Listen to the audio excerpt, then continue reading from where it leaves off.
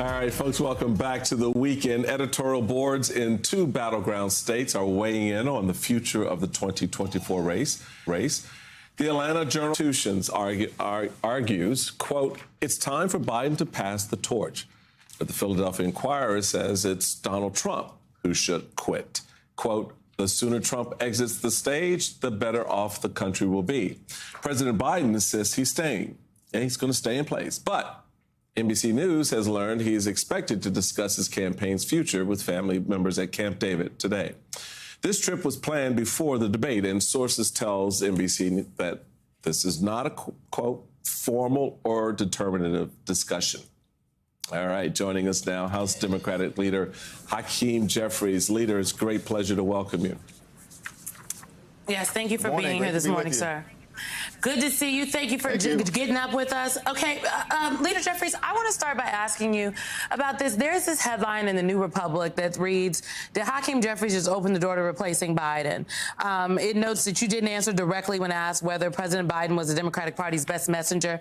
I know that you posted on social media Saturday that a setback is nothing more than a setup for a comeback vote. Would you like to respond to this assertion that you may have opened the door? Like, where are you? Just make it plain for folks, please. Well, thanks for asking that question. I think it was an unnecessarily sensational headline, but that's the moment that we exist in. I've been very clear that it was an underwhelming performance on Thursday during the debate, as President Biden and his campaign have acknowledged. It certainly was a setback. But, of course, I believe a setback is nothing more than a setup for a comeback. And the reality is Joe Biden has confronted and had to come back from tragedy, from trials, from tribulations throughout his entire life. So the moment that we're in right now is a comeback moment, and it's going to require all of us to lean in, articulate a forward-looking message as to why the Democratic platform is best equipped to deal with the challenges facing the American people, beginning with making sure that every single person in this country has economic opportunity and the ability to experience the American dream. Leader Jeffries, when we talk about the chattering class, in part what we're talking about are members of your caucus who've been speaking with the press on background about their questions about President Biden's candidacy. What do you say to members of your own caucus who are expressing this concern? Well, we're in the process of having conversations with various parts of the House Democratic Caucus. That's ongoing. That will continue. We are in recess next week for the 4th of July holiday, so we'll have to have those conversations over the phone and virtually, and we'll continue to do that. But one thing should be clear. There is a big difference between our view of the world, the country, and the future, and the extreme MAGA Republican view. We know that President Biden is a good man, an honorable man, and a hardworking family man. We're running against a con man who lied his way through the entire debate on Thursday, lied about COVID, lied about the economy, lied about Roe v. Wade, lied about January 6th, lied about prescription drug pricing, lied about veterans. It was extraordinary. So this is a dangerous moment that we confront. It's an all-hands-on-deck moment. We've got to lean in articulating that clear contrast on the economy, on democracy, on reproductive freedom. And that's the mission that's in front of us over the next few days, next few weeks. Speaker, I want to shift gears. Oh, you called him Speaker. Look at you. I'm sorry. Look at you forecasting. Where'd that come from? Where'd that come from? Leader Jeffries, I want to shift gears a little bit and talk a little bit about the Chevron ruling this past week, where basically you had Justice Elena Kagan, in her dissenting opinion, note that the court is seizing power for itself from federal agencies, where now the court will be the arbiter of what works, doesn't work, what the regulations should say or not say. How are you assessing that ruling in light of congressional power? Because this really is, in many respects, sir, a pull to the court, where the court is going to decide what the EPA rules should be, or the court's going to decide what some of the financial markets, how they should look. They're not experts. How does Congress respond to Chevron?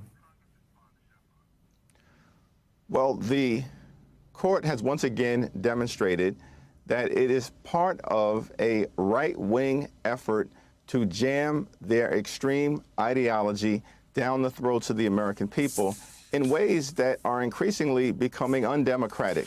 Because, Michael, as you've pointed out, that Congress, particularly the House, designed as the institution closest to the people, and the Senate, of course, elected to be representatives of the American people, should have the ability to determine and set public policy outcomes that can then be interpreted or put into place by the executive branch. Not unelected judges with no accountability, because the constitutional fabric gives them lifetime tenure. And so I think we're going to have to make sure that as we proceed moving forward with consumer protections, combating the climate crisis, protecting the health and the safety and the economic well-being of the American people, that we proceed with the precision necessary to avoid extreme right-wing judges on the federal bench misinterpreting our intentions and thereby undermining our ability to look out for the American people. Leader Jeffries, I'm sorry, Alicia. No, go ahead, Simone. Oh, I'm sorry. Leader Jeffries, I mean, just along these lines of the Supreme Court, are you concerned about what they could potentially do on Monday, that they have held this immunity decision from Donald about not just President Trump, but the presidency writ large until the end of the term? Because it seems to me that they've either decided that the president can be a king or a queen, and they just wanted to wait and tell us until the last moment, or they've decided that the president is not a king nor a queen, and they don't want Donald Trump to know until the last possible moment. Yeah, it's very concerning, and I understand why there's a high degree of anxiety, because this should be crystal clear. America is not a monarchy. We're not an autocracy. We don't have kings or rulers or dictators. We are a democracy. In a democracy, one principle should be clear: no one is above the law. That includes presidents and former presidents. It certainly includes Donald Trump. And so I'm hopeful that at least 5 justices on the Supreme Court will make the right decision so we can proceed in a manner consistent with the framers of the Constitution, who broke free from a monarchy to create something different, a nation anchored in the rule of law. Leader Jeffries, to get to the stakes of this upcoming election, there is a new ad from the Biden-Harris campaign. It was released this Friday, and it really tries to draw this contrast. Take a look. Suckers and losers. On January 6th, we were respected all over the world. They're taking black jobs. Put 3 great Supreme Court justices on the court, and they happen to vote in favor of killing Roe v. Wade. It's been a great thing. My retribution is going to be a success. So much to choose from there, Leader Jeffries, but why don't we start with the concept of a black job? What does that mean to you? I have no idea, but we know that Donald Trump is the quintessential racial arsonist. He can't help himself. And so sometimes he tells on himself, and that occurred on Thursday.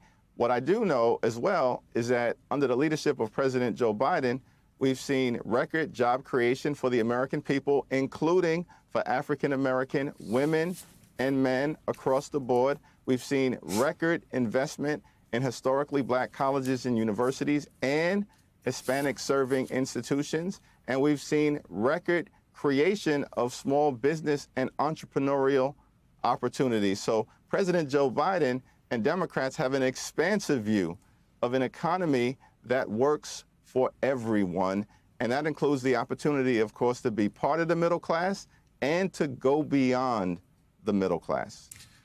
Hey there, MSNBC fans. I'm Luke Russert, and be sure to join me, Rachel Maddow, Jen Psaki, Lawrence O'Donnell, Steve Kornacki, Joy Reid, and many more September 7th in Brooklyn, MSNBC Live Democracy 2024. Click on the link for ticket information. We will see you there.